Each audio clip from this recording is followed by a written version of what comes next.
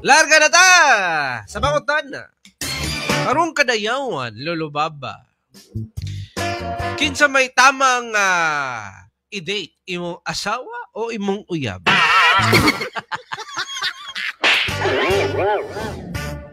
Ang tamang i-date nimo karong kadayawan, ang imuhang uyab. Ang uyab, dapat nganong ang uyab man. Kay kung i-date man kung mo yung mga asawa, pwede man mo na sa bolibar. Kung katuwa-tuwa labs kay gasto na kayo.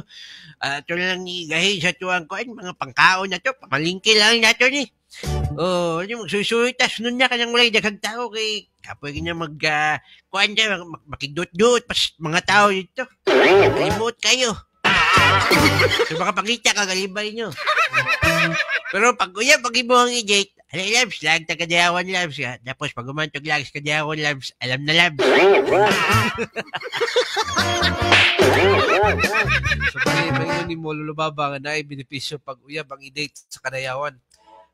Pag uyab ang i-date sa kadayawan, masuri pa niyo mo, malingaw pa niyo mo, ikaw po malingaw po siya ka.